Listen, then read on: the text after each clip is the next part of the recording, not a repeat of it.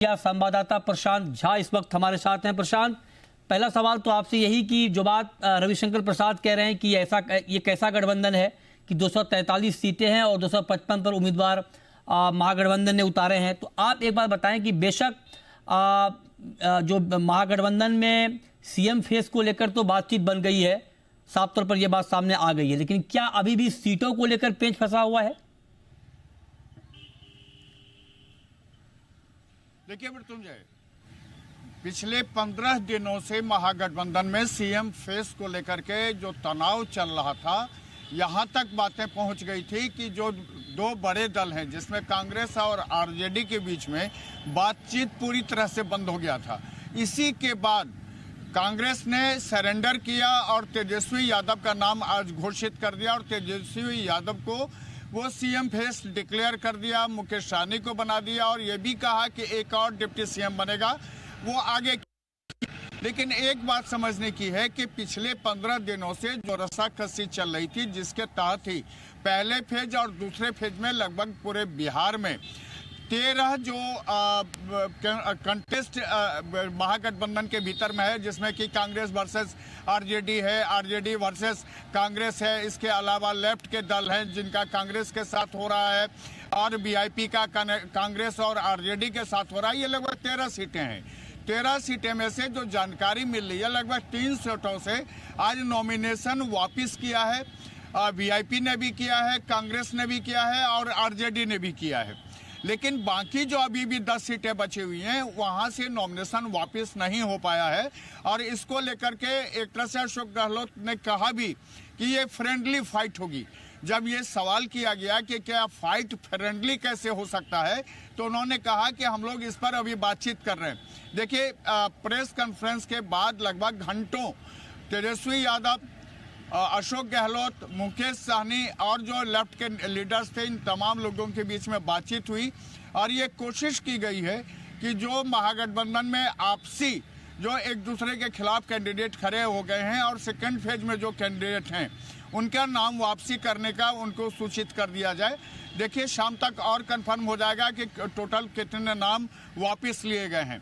लेकिन जिस तरह से इन्होंने ये आरोप लगाया कि बीजेपी में अभी तक मुख्यमंत्री, एनडीए में, क्षमा करिएगा, एनडीए में अभी तक मुख्यमंत्री का फेस डिक्लेयर नहीं है, तो मृत्युंजय इस बात को समझना होगा कि बीजेपी हो या बाकी हम पार्टी हो या कुशवाहा की पार्टी हो या फिर उसमें जो जेडीयू है, इस तमाम दलों ने ये पहले ही ऐलान कर दिया था कि मुख्यमंत्री नीतीश कुमार के नेतृत्व में ही ये पूरा इलेक्शन होगा। और ऐसे में अगर आरजेडी के तरफ से या महागठबंधन की तरफ से ये आरोप लगाए जा रहे हैं, तो इस आरोप का कोई जवाब नहीं है। लेकिन सबसे बड़ा आरोप यही है जो रविशंकर प्रसाद लगा रहे हैं कि महागठबंधन के जो घटक दल हैं वो आपस में सीटों पर कैसे लड़ेंगे, कैसे वो एक दूसरे को पराजित करेंगे और इसका नुकसान जो है महागठबंधन को होना ही होना है। अब सुल्तानगंज की सीट ले लीजिए, कहलगांव की सीट ले लीजिए, आप बाबूबढ़ी की सीट ले लीजिए, तमाम ये सीटें हैं।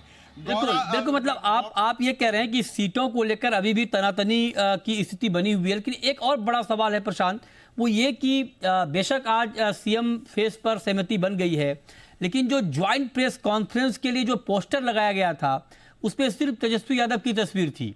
अब ये सवाल खड़े हो रहे हैं कि गठबंधन के जो बाकी नेता हैं उनकी तस्वीर क्यों नहीं? क्या इसका ये मतलब समझा जाए कि इस डील में तेजस्वी यादव भारी पड़े हैं कांग्रेस पर या बाकी सहयोगी दलों पर, या कोई ये म्यूचुअली अंडरस्टैंडिंग थी कि नहीं, एक ही चेहरा, एक ही तस्वीर लगेगी? इसके अंदर की कहानी क्या है? देखिए, इसमें कोई ऐसा अंडरस्टैंडिंग पहले से, या कल जब अशोक गहलोत आए थे और लालू यादव और तेजस्वी से उनकी बात हुई, तो उस समय तक इस तरह का कोई म्यूचुअल अंडरस्टैंडिंग की बात नहीं थी। लेकिन जानबूझकर आरजेडी की तरफ से सिर्फ एक चेहरा लगाया गया और वो चेहरा था तेजस्वी यादव का। इसका सीधा मतलब ये होता है मृत्युंजय कि कांग्रेस ने पूरी तरह से सरेंडर कर दिया और कांग्रेस को अपनी तरफ झुकाने में आरजेडी की ये जीत है और वो कामयाबी हासिल हुई है। देखिए, ये पहले ही हो जाना चाहिए था, क्योंकि आप समझिए जब सीटों का, जब ये फेज वाइज वोटिंग का ऐलान हो गया, उसके बावजूद भी सीट शेयरिंग को लेकर के महागठबंधन का कोई पीसी नहीं हुआ। अभी तक क्लियर नहीं है कि किस दल को कितने अधिकृत महागठबंधन में सीटें दी गई हैं, जो एक मोटा मोटी अंदाजा माना जा रहा है कि आरजेडी को 143 सीटें मिली, कांग्रेस को 60 सीटें मिली, बीआईपी को 15 सीटें मिली, लेफ्ट को 30 और बाकी 6 और 4 10 यानी 40 सीटें 30 सीटें लेफ्ट को दी गई। आईआईपी को 3 सीटें दी गई। लेकिन एक बात समझिए, कई ऐसे सीट आज भी हैं जिसमें बछवाड़ा का सीट है। क्योंकि आप चौंक जाएंगे कि बछवाड़ा पहले फेज का वोटिंग का सेंटर है और वहां पर आज भी कांग्रेस और जो सीपीआई के लोग हैं वो आमने सामने खड़े हैं, वहां वापसी नहीं हो पाई है। यानी पहले फेज के जहां भी नॉमिनेशन खत्म हो चुके हैं, जहां से वापसी का खत्म हो चुका है, वहां तो ये आपस में लड़ रहे हैं। और जब तक ये क्लियर नहीं हो जाएगा कि वहां किसी को बैठना है या कोई कैंडिडेट खड़ा रहेगा, तब तक ये चीजें रहेंगी कि महागठबंधन में भले ही सीएम फेस हो गया हो, लेकिन जो विवाद है वो क्लियर नहीं हुआ। एक बात है, ये बहुत बहुत महत्वपूर्ण बात आपने कही। मतलब ये है कि बेशक सीएम का चेहरा तय हो गया हो महागठबंधन में, लेकिन अभी भी जो अंदरूनी हालात हैं वो बहुत ठीक दिख नहीं रहे हैं। इस पर आगे जो भी अपडेट होगा हम आप तक पहुंचाएंगे। बहुत शुक्रिया प्रशांत जी आपका हमारे साथ जुड़ने के लिए। आगे